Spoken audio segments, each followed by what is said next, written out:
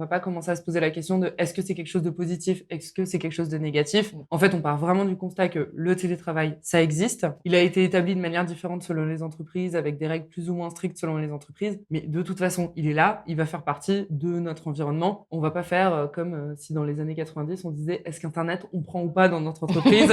Là, c'est un peu pareil. On revient pas en arrière, on se dit ça existe. Du coup, comment est-ce qu'on peut s'adapter? Est-ce qu'il faut s'adapter ou pas? Salut Audrey, Salut Jeb. tu vas bien? Oui, et toi? Ça va, je suis contente de faire cette première table ronde avec toi. Et bah pareil. En plus, on a un sujet assez sympa, qui est le télétravail. Ça se manage. En tout cas, c'est un sujet qui, pour le coup, a été pas mal épuré. Oui, on n'est clairement pas les premiers à en parler. Par contre, on a quand même envie de dire des choses sur la façon de manager, notamment le télétravail. Souvent, on prend l'angle du télétravail pour parler de, c'est typiquement la relation entre l'équilibre vie pro, vie perso. Nous, on voudrait lui donner un aspect un peu plus managérial. Ouais, c'est souvent ce qu'on voit, en fait, les analyses. C'est souvent est-ce que c'est bien pour moi ou est-ce que c'est pas bien pour moi de la part du collaborateur.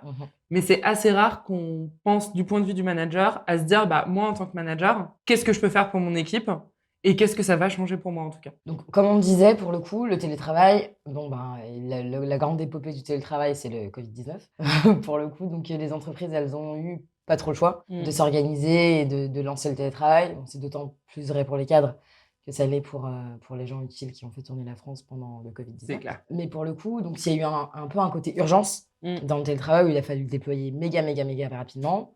Là, on est 2 ans après et on se rend compte que c'est un peu une habitude qui est rentrée dans les mœurs, en tout cas les mœurs du travailleur cadre, plus. On a des choses à en dire, en fait, de ce télétravail 2 ans après, post-Covid, qui n'est plus une conséquence du Covid, mais qui est vraiment bel et bien une habitude dans la vie des Français et des autres, d'ailleurs. Clairement. Et d'ailleurs, c'est pas ce qu'on va faire aujourd'hui. On va pas commencer à se poser la question de est-ce que c'est quelque chose de positif, est-ce que c'est quelque chose de négatif. En fait, on part vraiment du constat que le télétravail, ça existe. Il a été établi de manière différente selon les entreprises, avec des règles plus ou moins strictes selon les entreprises. Mais de toute façon, il est là, il va faire partie de notre environnement. On va pas faire comme si dans les années 90, on disait est-ce qu'Internet, on prend ou pas dans notre entreprise. Là, c'est un peu pareil. On revient pas en arrière, on se dit ça existe. Du coup, comment est-ce qu'on peut s'adapter? Est-ce qu'il faut s'adapter ou pas? Ouais, je suis d'accord avec toi. Et du coup, ensemble, on s'est fait un constat. Le premier, c'est que pour le coup, le télétravail, il est vécu un peu comme une récompense dans les entreprises, qu'on trouve complètement ridicule, en fait. Parce que si l'équipe fonctionne de façon hybride, c'est-à-dire et en télétravail et en présentiel au bureau, pourquoi attendre parfois 6 mois, si ce n'est 1 an, pour autoriser quelqu'un à faire du télétravail? C'est pas la bonne question à se poser, en fait. C'est pas une récompense. Je dis pas, super Audrey, tu as passé ta période d'essai, donc je t'autorise à avoir un jour de télétravail. Or, t'aurais bien pu le faire avant. Et c'est hyper triste. En plus, je trouve que ça envoie le mauvais signal. Quand t'entends des gens dire « Ah, mais ça va, le boulot, c'est dur en ce moment, mais j'ai mon vendredi en télétravail. » C'est censé être une modalité avec laquelle tu vas travailler de manière différente, mais c'est pas un truc pour atténuer des choses difficiles ou c'est pas un truc qu'on t'offre en récompense d'un travail effectué parce que t'es plus en période d'essai, donc ça y est, t'as le droit. Ouais, donc déjà ça, clairement, nous, on est contre.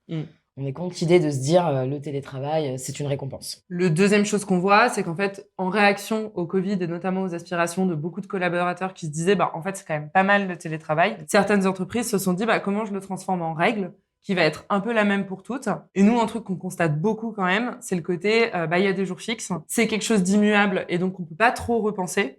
Et non, c'est pas possible de faire ça parce que tu comprends, le jeudi c'est télétravail ou moi j'ai tant de jours, donc même si je veux venir au boulot, c'est pas possible parce que j'ai 2 jours de télétravail par semaine, par exemple. D'ailleurs, même on voit des cas où les managers parfois essayent un peu de déroger aux règles de télétravail parce qu'ils veulent faire un moment collectif. Et t'as des gens qui se lèvent comme si on leur retirait une partie de leur salaire parce qu'en fait, le télétravail, c'est vu un peu comme un avantage en nature, quoi. C'est ça. T'as l'impression qu'on leur retire quelque chose quand on leur dit « Ah bah non, moi j'ai télétravail. » Oui, mais c'est plus complexe que ça. En tout cas, nous, c'est ce qu'on pense. Voilà. Et en tout cas, on est sûr que les règles qui ont été instaurées à un moment, qui était un moment où surtout on découvrait le télétravail, on peut pas les considérer comme des choses immuables en disant c'est comme ça, c'est comme ça. Alors du coup, aujourd'hui, il est clair que le télétravail, c'est un modèle dans certaines entreprises françaises qui est installé.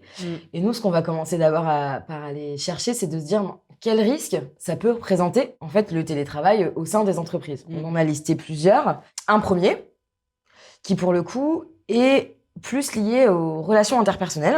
Et donc, dans ce risque-là, en fait, comme à l'école, quand on a un petit garçon ou une petite fille qui a du mal, qui est hyper timide, qui est hyper réservé, à l'école, on se rend bien compte en fait que ça aide, comme la crèche d'ailleurs, même au plus petit stade, ça aide les enfants quand même à s'ouvrir aux autres parce qu'on est des animaux sociaux. Il n'y a rien à dire, hein, ça pour le coup, ça a été prouvé, démontré, il n'y a pas de souci. Il y a quelques ermites sur cette terre, mais bon, on est quand même des animaux sociaux. Et en fait, quand on a pareil un salarié comme ça, qui pour le coup a un peu du mal avec les relations interpersonnelles, ben, c'est sûr qu'à court terme, le télétravail, c'est tout bénef pour lui parce que ça évite, lui ou elle, hein, bien sûr, ça évite d'avoir des interactions avec les collègues. On est un peu plus dans votre bulle et il se sent un peu plus dans sa zone de confort. Le fait est que quand ça dure sur du long terme, il y a des grandes chances quand même que cette personne, elle régresse dans ses interactions sociales. Et je pense que le travail dans notre société a, mine de rien, une place de créer des interactions, du social. Enfin, ça a un rôle important dans la vie sociale des gens, hein, qu'ils soient managers, salariés, patrons. Enfin, en tout cas, c'est un moment où il y a des interactions. Et on y passe quand même 80% de notre temps, enfin, à peu près. Ceux qui ont de la chance d'en passer moins, tant mieux. Et voilà. Enfin, en tout cas, on y passe beaucoup de temps. Et on a quand même ce risque de se dire, ben, si les gens sont tout le temps en télétravail ou ont un poste en full remote, et ben, il y a un peu un risque de cassure des interactions sociales, notamment pour ceux pour qui c'est déjà difficile. Tous les risques auxquels on a pensé, ils sont sous un même chapeau, qui est que c'est pas parce que tu es un manager avec des personnes en télétravail que tu ne restes pas au sein d'une entreprise. Et c'est pas pour ça qu'il y a un super podcast de Marine et Patrick qui explique vachement bien comment est-ce qu'on manage des gens qui sont beaucoup plus freelance, par exemple. Là, ce sera pas le cas. Tu auras quand même des salariés qui ont besoin d'évoluer. Tu auras quand même des interactions entre équipes parce que tu restes avec des salariés qui évoluent au sein d'une entreprise et donc qui ont des conflits avec des personnes ou des relations avec les personnes. En tout cas, en ont besoin pour pouvoir faire leur métier. Et donc, c'est complètement différent de se dire, bah, c'est pas parce que tu les vois pas qu'ils sont devenus des freelances ou qu'ils peuvent vivre leur vie complètement en autonomie. Ils restent au sein de ton entreprise, ils restent au sein de ton équipe. Tes responsabilités en tant que manager, elles restent tout pareil. Et donc, c'est pour ça que ça peut créer différents risques, dont celui, par exemple, des conflits ou des relations interpersonnelles. Si t'es embauché freelance pour faire de la communication et que tu t'entends pas pendant X temps avec ton client ou quoi, en fait, finalement, ça va te concerner toi et ta relation client. Là, en fait, tu restes au cœur d'un écosystème, tu restes au cœur de l'entreprise vraiment très fort. Tu peux pas fuir ces conflits éternellement. Non, clairement. Et en fait, notamment quand il y a un conflit, le fait de pas avoir d'interaction physique et de pas voir la personne, ça a quand même tendance à l'entériner. C'est clair. Le conflit, très clairement, il y a un conflit, on se voit à la pause café, on se voit au déj, on repasse du temps ensemble, en parlant ou en parlant pas. Nous, on préconise forcément d'en parler, mais après, les gens Enfin, le conflit, c'est chiant. Les gens ont quand même tendance à le fuir de façon globale. Et ben, le fait d'être en télétravail, ça accentue ce truc-là. Donc, tu vas pouvoir passer plein de temps sans conflit, parce qu'en fait, à court terme, bah, t'as moins d'interactions, t'as moins de raisons de te prendre le bec, en fait. Mais pour autant, ça veut pas dire que ça arrive pas. Et quand ça arrive, t'as plus la relation avec la personne. Et donc, du coup, c'est hyper compliqué de prendre son téléphone ou sur une réunion Teams, de dire, bah, viens, on en parle. C'est quand même des choses qui se gèrent le mieux en face. Ouais. Et ça, moi, je l'ai beaucoup vu dans une entreprise dans laquelle j'intervenais, où en fait, il y a des personnes qui commençaient à nous dire beaucoup, mais telle équipe, il y a un problème. Et en fait, on s'est rendu compte en discutant et en disant, mais l'équipe, tu l'as déjà vue? Est-ce que vous avez discuté avec eux? Est-ce que vous comprenez pourquoi est-ce qu'ils réagissent comme ça? Enfin, vraiment juste pour réinstaurer tout simplement un petit peu de crédit d'intention, parce qu'on voyait qu'il y avait du procès d'intention. On a réalisé qu'en fait, ces personnes, ça faisait 2 ans qu'elles disaient, telle équipe, il y a un problème, et qu'ils ne les avaient jamais vues parce qu'ils n'étaient pas sur les mêmes sites, qu'ils les avaient pas rencontrés, et qu'en fait, à partir de ce moment-là, quand t'as pas la rencontre vraiment physique, juste t'imaginer les priorités qu'a l'autre personne en face de toi dans sa journée et te rendre compte que toi, t'en fais pas partie, ou alors qu'en tout cas, tes priorités numéro 6, c'est que c'est pas grave, tu vas juste essayer de te débrouiller avec, par exemple, et ben c'est hyper difficile. Si la personne, elle est assise à côté de toi, c'est hyper facile, tu comprends très bien qu'elle est en train de faire autre chose, elle va te parler de ses sujets, elle va te parler en off de plein de trucs. Tu peux pas le voir à distance. La seule chose dont tu vas parler, en fait, c'est la négociation qu'on doit avoir, sans te rendre compte que cette négociation fait partie des 18 de la personne dans sa journée. Ouais, ça entérine vachement les croyances. Clairement. Enfin, du coup, tu restes dans le fantasme, et la réalité, en fait, elle te permet tout simplement de casser le fantasme. Ouais, c'est ça. Et quand on est tout le temps en télétravail, ben, on est tout le temps dans le fantasme. Un autre truc dont on se rend compte beaucoup, c'est que le télétravail, ça a quand même pas mal créé de frénésie pour certaines personnes, et notamment au niveau des managers. Quand il y a des équipes qui, alors là, pour le Covid, pas une fois du tout. T'as des équipes qui sont pas hyper responsabilisées sur leur sujet ou qui sont encore en train d'apprendre leur métier et qui se retrouvent du jour au lendemain en télétravail. Bah du coup, t'appelles ton manager 18 fois par jour et pour valider plein de trucs, tu mets en place des nouvelles réunions où donc t'as des managers qui ont des emplois du temps où de 8h à 19h sans pause, il y a des espèces de mini-réunions qui s'enchaînent en permanence parce que en fait, ils croulent sous les demandes. et que toutes ces équipes-là, elles ont besoin d'eux, beaucoup, pour pouvoir continuer à faire leur métier. Ouais, la charge de manager a beaucoup augmenté, notamment aussi parce qu'il y a tous ces moments informels qu'on n'a pas. Et donc, du coup, parfois, pour traiter un tout petit truc où tu me lâches l'info à la machine à café, ben, c'est un email ou un appel.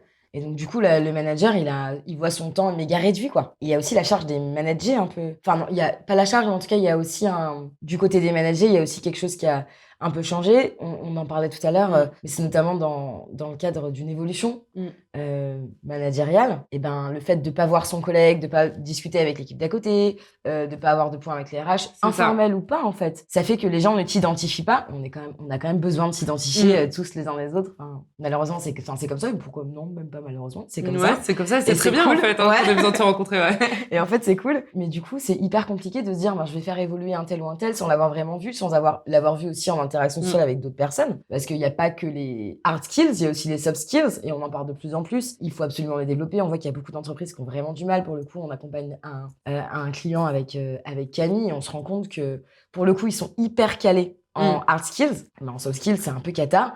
Et ils se rendent compte de la difficulté que c'est de développer les soft skills quand ça doit commencer du codir, quoi. Enfin, en tout cas, de la direction, et que ça ruisselle pour arriver jusqu'aux équipes, quoi. Ouais, c'est hyper dommage. Enfin, c'est clairement pas un truc extraordinaire que je vais dire, mais le télétravail par nature met des œillères. Il met des œillères sur, tu vas voir ta situation, tu vas voir ta tâche, et tu vas voir au maximum ton équipe si tu as réussi à organiser des cafés Teams, en gros. C'est bien ce que tu dis, moi, je trouve.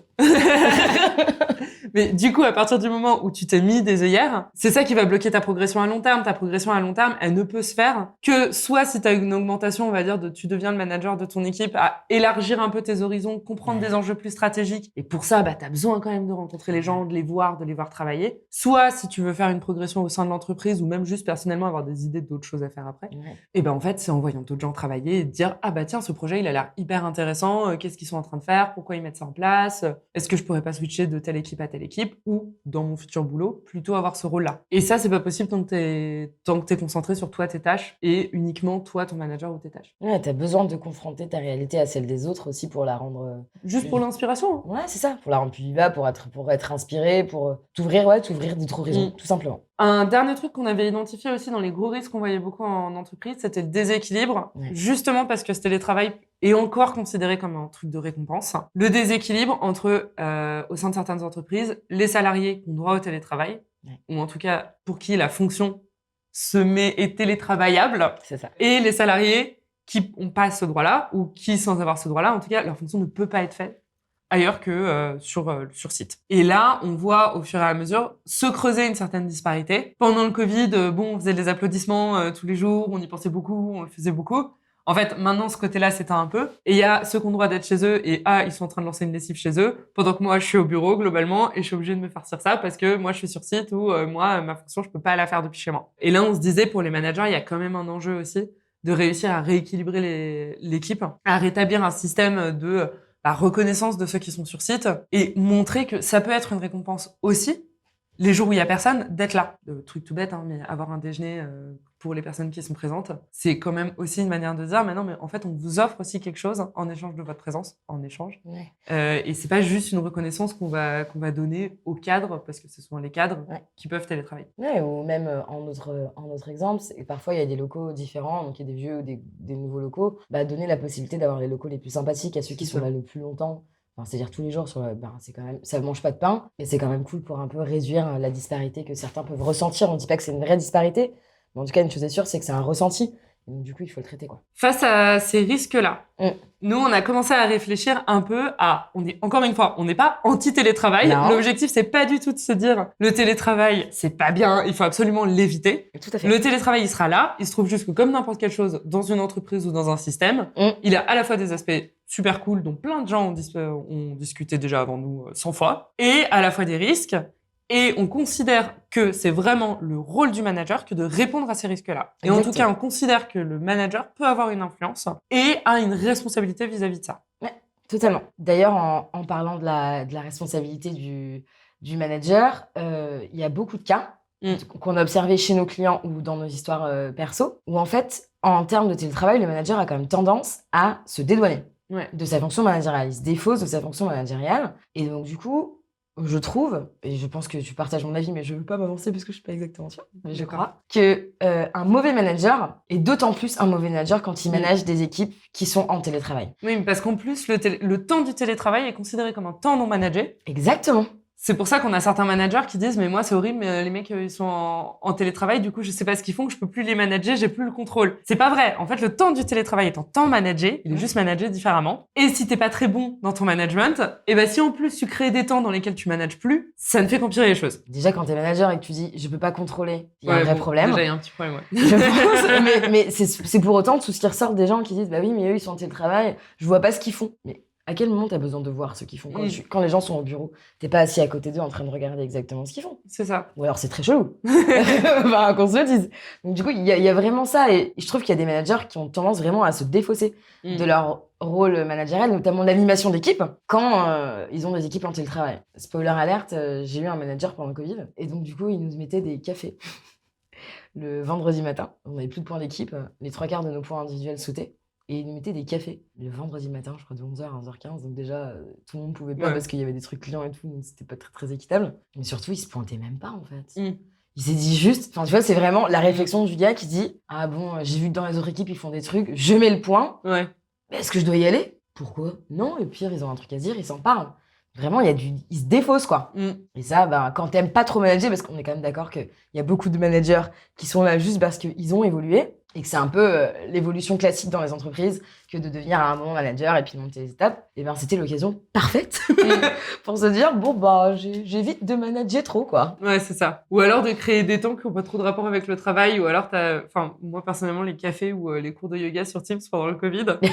En toute honnêteté, en fait ça me rajoutait juste une contrainte en plus dans mon emploi du temps, mais on n'avait pas grand chose à se dire. Quand je suis dans une équipe avec des gens, si je travaille, c'est parce qu'on a des objectifs communs, parce qu'on a envie de faire des choses ensemble. Se demander des nouvelles, en fait, le télétravail, il le permettra pas, ou alors c'est super compliqué. Peut-être que ça se fait mieux avec un petit coup de fil parce qu'on y pense, et de manière un peu plus spontanée que vraiment le côté off, le recréer via des plages Teams, quoi. Ouais, et puis ça me fait écho pour le coup à la table ronde que t'as faite, dans le sérieux au travail. Ouais. Ça veut dire en fait que dans les moments de réunion, eh ben, on parle que travail, on s'autorise pas à se dire bah Audrey, comment tu vas?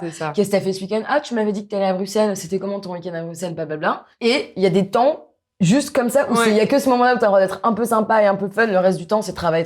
Bon, je pense pas que ce soit hyper fun pour tout le monde, quoi. Un autre truc qu'on voit justement sur le télétravail, dans le côté les managers se défaussent. Non, mais un truc, quand t'es manager, en tout cas, une des définitions de ton rôle, c'est d'avoir une vision de là où tu veux emmener ton équipe et d'avoir une vision de ton équipe. Et un truc que je vois beaucoup avec le télétravail, c'est que peut y avoir les abandons d'une des deux visions. Par exemple, un salarié que tu vois pas, un collaborateur que tu vois jamais, et ben tu peux avoir une tendance à se dire bah ouais mais pourquoi je lui ferai un feedback négatif ou un feedback positif sur ce qu'il fait, parce que moi de toute façon je le vois pas, ou alors je ne vois que par l'angle de ce qu'il me dit lui. Il me dit oui non mais cette réunion elle s'est bien passée mais tu comprends machin est très difficile. Et effectivement j'étais pas à la réunion, je peux pas savoir si ça s'est bien passé ou pas. Et je me dis, bon, bah, je dois le croire sur parole. Et je pense réellement, en tant que manager, qu'au contraire, ça doit être d'autant plus exigeant quand les gens sont vraiment à distance. Alors là, je parle vraiment d'équipes, soit qu'on voit pas du tout parce qu'elles sont à distance, soit parce qu'ils sont vraiment beaucoup en télétravail. Je parle pas de 1 jour par semaine. En fait, c'est essentiel de chercher au maximum à quand même avoir une vision sur la progression de son collaborateur et oser lui dire, bah, moi, en effet miroir, sans dire, je le constate parce qu'en fait, on n'en est pas sûr. Mais je dois amener ce sujet en tant que manager parce que j'ai l'impression que ça fait 5 fois que tu me racontes une histoire qui se ressemble beaucoup et que j'ai l'impression que ça, en fait, tu n'y arrives pas. Et j'autorise un feedback sur « mais tu n'arrives pas à faire ça ». Et je pense que faire du feedback qui soit positif et encore plus négatif, parce que négatif, ça peut paraître encore plus dur à faire quand on a l'impression de ne pas avoir vu la personne depuis une semaine. Mais en fait, ça reste essentiel. Et ça reste essentiel pour les collaborateurs, ce serait les abandonner complètement et ce serait pas un cadeau à leur faire du tout que d'arrêter de les manager et que d'arrêter d'essayer de les faire progresser. Et essayer de les faire progresser, c'est leur faire des retours sur leur travail et essayer au maximum d'avoir des visions. En étant très clair sur le fait de, bah, on va peut-être l'abandonner. S'il dit non, je suis pas du tout d'accord, c'est pas du tout ce qui s'est passé, bah, peut-être qu'en fait ma vision était fausse. Mais je suis complètement obligée d'essayer en tout cas d'émettre des avis sur mon collaborateur, sur mon équipe et sur là où je veux continuer à les amener. Ouais. Totalement d'accord. C'est carrément indispensable et je pense que c'est un des aspects du management que le manager a tendance à oublier quand il est en télétravail parce qu'en fait, je pense que c'est plus instinctif, ça l'est plus autant que quand tu vois une personne quotidiennement. Et donc, du coup, c'est clairement bien de le rappeler et de le garder en tête, quoi. Parce que c'est quand même ça aussi le rôle du manager, c'est un peu de faire grandir ses équipes et de continuer à faire. Ouais, totalement d'accord avec toi. Il y a un autre sujet aussi dont on s'était parlé, pareil, dans le même chapeau du manager un peu qui se défausse. Donc, vous avez déjà eu une vidéo sur la matrice boss, leader, coach. Et donc, du coup, dans cette matrice-là, il y a donc le boss, le leader et le coach. Je vous passe les détails et si vous ne savez pas, il faudra aller voir la vidéo. Non, mais du coup, en tout cas, le rôle de leader, je trouve qu'il est indispensable quand tu manages une équipe en hybride comme ça. Parce que justement, que tes équipes aient constamment en tête l'endroit où elles vont et où elles doivent aller, c'est indispensable parce que t'es pas là quotidiennement pour leur rappeler. T'as pas ni les écrans d'entreprise, ni les slogans, ni les trucs qu'on te rabâche en fait continuellement. Et du coup, quand t'as des équipes à distance, c'est indispensable qu'elles aient en tête que ce soit hyper clair là où elles doivent aller. Et je trouve que, tous les managers ne sont pas parfaitement boss, leader ou coach, et nous non plus, et c'est clairement normal, et ça, il n'y a pas un souci, il n'y a pas de souci sur ça. Mais par contre, je trouve que c'est une fonction qui est hyper bonne pour les managers qui ont un fort leadership. Et je pense que c'est nécessaire. Et aussi bien avant d'avoir une équipe un peu hybride en télétravail, on se pose la question de est-ce qu'ils sont autonomes, est-ce qu'ils sont responsables, est-ce que j'ai confiance en eux. Aussi bien quand on met un manager qui manage une équipe hybride comme ça, on se pose aussi la question de savoir mais est-ce qu'il a le leadership, la capacité de leadership nécessaire pour pouvoir amener son équipe là où elle est dans les conditions que sont l'équipe hybride en télétravail et en présentiel. Je pense qu'on peut juste dire leader, c'est celui qui regarde le long terme vers où il veut amener son équipe. Là où le boss et le coach vont plus se concentrer soit sur les étapes, soit sur la progression de l'équipe en elle-même. C'est vraiment rappeler le sens et le pourquoi est-ce qu'en fait on va travailler tous ensemble en ce moment. Carrément, mais il faudra quand même regarder la vidéo. Voilà.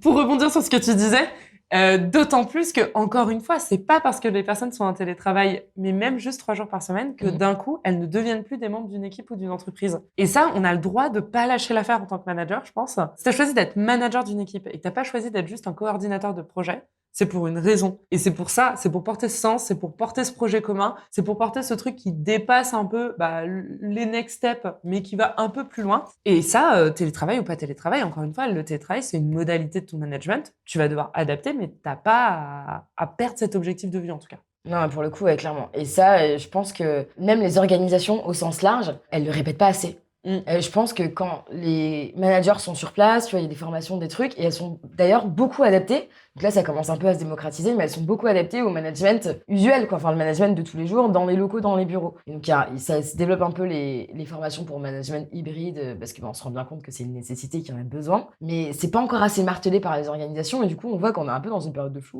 où, bon, on teste, on palpe, et puis si ça nous emmerde un peu, on met de côté, quoi. C'est clair. J'ai un exemple d'un manager qui fait un truc marrant sur ce truc long terme. Donc lui, il passe pas nécessairement par des canaux de communication très carrés. Je crois pas que ses collaborateurs reçoivent à aucun moment une vidéo avec un peu les valeurs de l'entreprise. Par contre, pour lui, il a certains trucs que vraiment il incarne et qui portent très fort de là où il veut amener son équipe. Et quand ils ont des calls ensemble, quand ils ont des teams ensemble avec son équipe, il raconte des histoires. Il raconte sa fierté de la semaine d'un truc qu'il a vu. Il raconte un des endroits où il est allé voir quelqu'un qui a fait ça, il était trop content. Et lui, il a toujours eu des équipes à distance, donc je pense qu'il est plus habitué. Et en tout cas, son équipe est habituée à ça. Et il raconte, en fait. Il raconte l'émotionnel les émotions que ça lui a procuré. Il raconte des choses qui se sont passées. Et en fait, rien que ça crée un lien avec l'équipe qui est autre que la to-do de la semaine, comment elle s'est passée et qu'est-ce qu'on a fait. Alors, il se trouve que lui, ça lui va particulièrement bien parce qu'il adore raconter des histoires et qu'il est un peu bavard. Donc, c'est génial. Mais en plus, c'est une de ses forces. Donc, c'est trop bien. Il l'utilise d'autant mieux avec son équipe à distance. Et son équipe me disait, en plus, au début, on comprenait pas pourquoi il racontait ça. On se disait, est-ce qu'il y a un message? Est-ce qu'il veut nous faire passer quelque chose? Et en fait, on s'est rendu compte que c'était du plaisir d'avoir ces moments où il raconte. Parce qu'en fait, juste, on est trop content de faire partie de la même équipe et de vivre ces victoires où nous, on l'a pas vu parce qu'en fait, on n'était pas au même endroit à ce moment-là, donc on n'a pas pu le voir. Et qu'en fait, c'était trop bien de le vivre avec lui. Oui, parce qu'il te met dans le même bateau que lui, en fait. Exactement. Ouais, il te fait spectateur, mais spectateur un peu actif Enfin, c'est du théâtre, quoi. Ouais.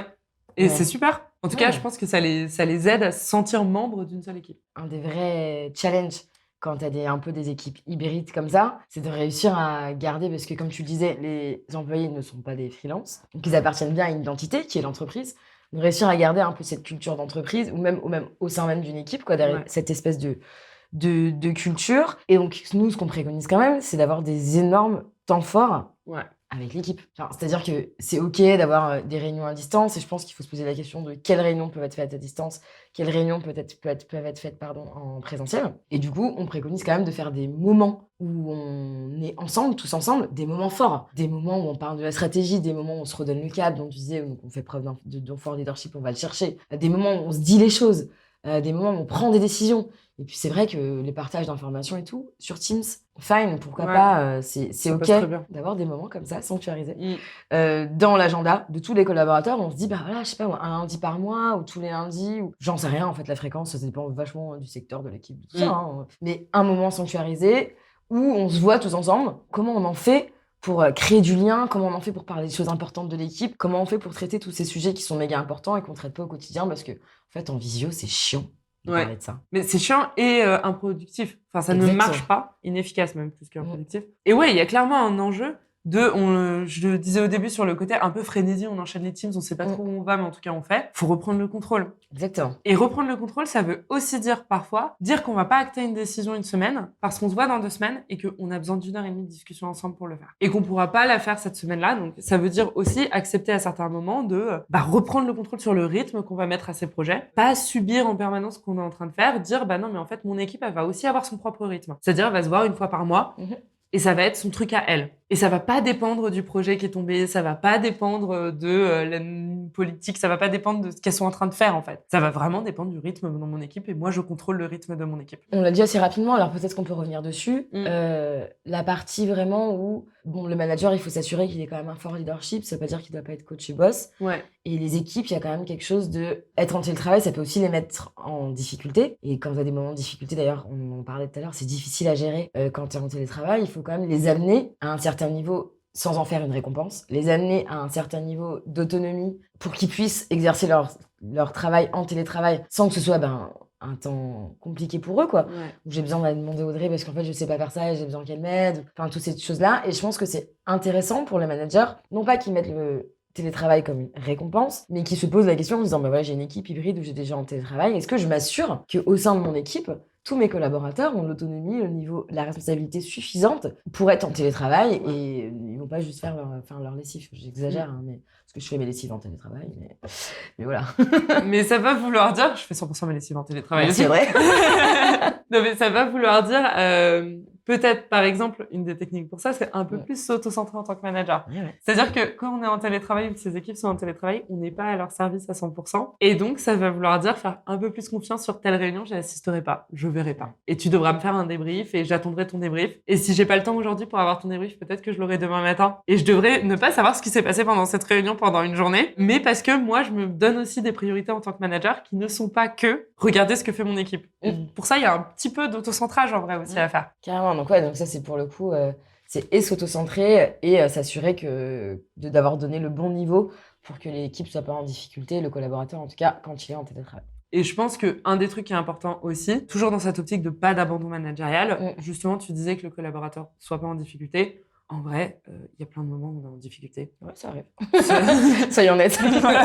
Ça n'existe pas d'avoir un collaborateur jamais en difficulté. C'est hyper important quand même de faire en sorte de pouvoir les identifier, de peut-être pouvoir faire attention à peut-être que ce collaborateur, ça lui ferait du bien parce que de retourner au bureau à certains moments. C'est pas toujours un cadeau qu'on fait le télétravail, encore une fois, quand on a des moments où ça se passe mal au boulot. En vrai, parfois, ça fait du bien de fermer la porte du bureau et de se dire, OK, maintenant, ce moment-là, il est clos. Et donc, s'il en ressent le besoin, en fait, de juste être un peu plus au bureau à certains moments, encore une fois, les règles sont pas immuables. Même si on a 2 jours, peut-être que pendant 3 semaines, il va être là tous les jours, ça va l'aider. De prendre peut-être là, pour le coup, un petit peu plus de temps pour lui, ou en tout cas de le mettre en contact avec différentes personnes, enfin, pas le laisser isoler. Parce qu'en fait, va falloir manager des temps faibles aussi. Et encore une fois, à Covid, on s'est tous mis en mode crise, on a géré la crise, mais en fait, du coup, comme c'était sur une toute petite période, on n'a pas vu que parfois il y a des temps faibles qui s'instaurent. 2 ans après, on se rend compte que non, en fait, les carrières, elles sont pas linéaires, on n'est pas au top tout le temps. Plein de moments où ça s'est mal passé, et quand on voyait personne, et ça se passait encore plus mal. Enfin, vraiment faire attention quand même au fait que c'est pas des collaborateurs qui font bien tout le temps. Non, t'as totalement raison. C'est un peu ça le cœur du management, quand même. Ouais, voilà, c'est ça. Non, mais bon. Faire en sorte que les gens aillent bien, oui. Non, mais en plus, on ne le redit pas assez, ça a l'air complètement bête, mais en vrai, si, complètement. Et peut-être un dernier point qui pourrait être intéressant, c'est aussi, dans les entreprises, elles sont hyper carrées. Je mets en place une charte de télétravail, où, comme tu le disais tout à l'heure, c'est le mardi ou le mercredi que je fais du télétravail, et c'est comme ça, et c'est pas autrement. Peut-être que ça fait 2 ans que c'est mis en place, on a un peu plus de recul sur les choses, bah, c'était la possibilité aussi de se dire, bah, dans mon équipe, parce que notre métier, parce que les membres qui composent mon équipe, parce que ceci, c'est peut-être plus 1 jour que 2 jours, c'est peut-être plus ce job-là et pas celui-là, et expliquer pourquoi, bien sûr, tu vas être dans l'explication, mais en fait, s'autoriser à revenir sur ce qu'on a mis en place un peu en période de crise, de base, pour l'adapter le plus possible aux besoins et aux envies de l'équipe. Ça peut être aussi, par exemple, tel projet est tombé, deadline hyper courte, on se met en mode hackathon parce qu'il va falloir qu'on se donne énormément d'infos rapidement. Et ben on assume. Pendant 2 semaines, on va être en mode hackathon, mais enfin, on va être au bureau avec nos respects des horaires de bureau quand même, mais... Toujours très important. Voilà. Non, mais en tout cas, on va assumer le fait que ça va pas toujours se ressembler. Peut-être qu'il y a des périodes où il y a aucun souci avec le télétravail, peut-être qu'il y a des périodes où, en fait, bah non, il faut qu'on soit tous dans la même pièce parce que ça va nous aider à échanger les infos hyper rapidement. Et puis, pareil, ce truc un peu pénible, je trouve, dans le et mardi et jeudi, je suis en télétravail, c'est que, bah, en fait, laissez la liberté à vos collaborateurs de choisir le moment où ils sont en télétravail, parce qu'ils savent mieux que vous quand ils doivent se mettre en télétravail. Les réunions, elles sont pas systématiquement au même moment dans la semaine. Les moments importants, ils sont pas toujours systématiquement le jeudi ou le mardi. En fait, laissez-leur décider juger, parce qu'ils sont, si vous avez vous êtes fait bien attention à ce qu'ils soient bien autonomes et responsables, ils seront capables de le faire. De juger des bons moments où ils doivent être en télétravail parce que j'ai envie de me concentrer, j'ai pas besoin d'être au bureau, j'ai pas d'interaction ce jour-là. Et ne forcez pas à être en télétravail certains jours de la semaine parce que ça complique complètement les choses. Il y a plus de jauge pour venir au bureau. Avant, c'était aussi compréhensible par rapport à ça. Là, on est dans le monde d'après-Covid, à réadapter les choses, quoi. Laisser les gens prendre leurs décisions, quoi. En plus, là, je pense que pour le coup, nous, on est mal éduqués, j'allais dire. On est un peu mal éduqués. Non, mais nous, c'est assez particulier parce que chez Albus, on a beaucoup de déplacements. Personne ne pourrait savoir où on est à quel moment. Et si quelqu'un voulait vraiment surveiller les agendas de tout le monde pour savoir pourquoi les gens ne sont pas au bureau, vraiment... Est-ce que quelqu'un fait ça dans le bureau? Non. Personne ne regarde les agendas des autres. Personne n'est curieux. Non, mais globalement, on pourrait pas avoir un système managérial qui ferait qu'on pourrait regarder pourquoi telle personne est là. Est-ce qu'elle est vraiment chez un client? Est-ce qu'elle est chez elle? Qu'est-ce qui se passe? Et en fait, on se rend compte que quand on ne dit rien à personne, eh ben, ça se passe très bien. Le jour où il y a une réunion importante, on se rend compte que c'est un grand moment où il va falloir réfléchir. En fait, personne ne se pose la question, tout le monde est là. Et le jour où, en fait, non, on est chez soi parce qu'on a juste un compte rendu à rédiger, et ben on peut rester chez soi et ça n'impacte pas du tout la vie de l'équipe. Les gens bossent, quoi. Par contre, on a les lundis sanctuarisés. On a les lundis, on est tous là. Voilà. Donc, on va dire à tout le monde d'essayer de faire comme dans notre entreprise. Je sais pas si c'est possible. Je sais pas. Non, mais en tout cas, ça fonctionne. Nous, on a la preuve par l'exemple. Exactement. Que la fluidité peut fonctionner. Donc, on y croit et on va continuer à le défendre. Exactement. Bon, André, je crois qu'on a fait le tour du sujet. Ouais. On a bien tout dit, tout ce qu'on pensait. En tout cas, à l'instant T sur le télétravail. Ouais. Peut-être qu'on aura d'autres choses à dire dans une année, mais... C'est clair. Mais là, on a fait sûrement d'autres idées, ouais. Et ben, merci à toi. Et merci à tous d'avoir regardé l'épisode. N'hésitez pas à réagir en commentaire et à continuer la discussion avec nous via les commentaires, YouTube, LinkedIn, voilà. Instagram, TikTok. En tout cas, on continuera la discussion tous ensemble sur le télétravail. Et puis on se retrouve la semaine prochaine pour une nouvelle table ronde.